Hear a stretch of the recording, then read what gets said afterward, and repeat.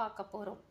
இந்த பாடல்ல மாணிக்கவாசகர் இறைவனோட அருள் நமக்கு கிடைச்சதும் நமக்குள்ள என்னென்னலாம் மாற்றம் வருது அப்படிங்கிறத அவ்வளவு அழகா சொல்லியிருப்பார்.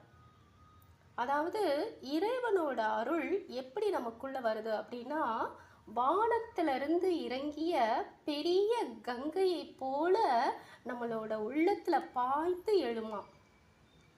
அப்படி அடியவர்கள் உள்ளத்துல அந்த அருள் வெள்ளம் பாய்ந்ததும் இன்பம் அப்படிங்கிற ஒரு பெரிய சுழல் வந்து சுழலுமா.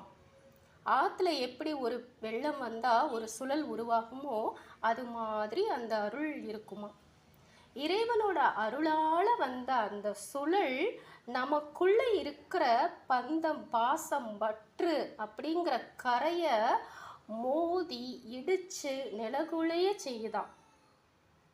இப்படி இறைவனோட அருள் ஒரு சுழல் மாதிரி இந்த பந்த பாசம் பற்று அப்படிங்கிற கரையை நிலகுலைய செய்கிறது மட்டும் இல்லாமல் எத்தனையோ பிறவிகளில் நம்ம சேர்த்து வச்ச இரு வினைகள்னா நல்ல வினை தீய வினை, இந்த இரு வினைகளையும் ஒரு பெரிய மரத்தை வேரோட பிடுங்கி எரிஞ்சா எப்படி இருக்குமோ அது மாதிரி அந்த அருள் வேரோட பிடுங்கி எறியுதான்.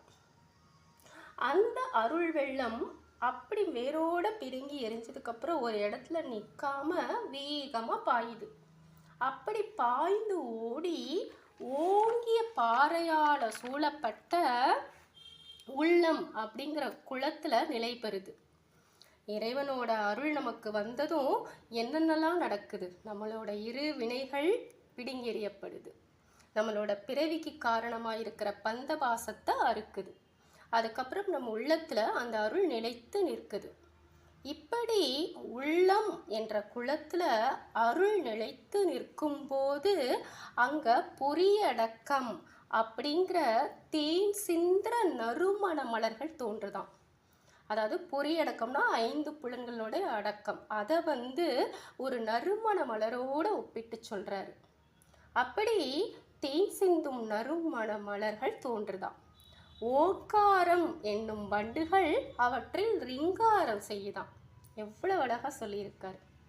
பார்ப்பதற்கும் கேட்பதற்கும் நுகர்வதற்கும் இது எல்லாமே நம்மை மகிழ்வூட்டுமாம்.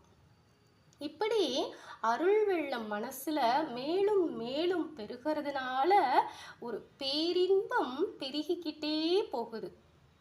இதை உணர்ந்த தொண்டர்களாகிய உழவர்கள் சிவபூஜை என்ற வயல்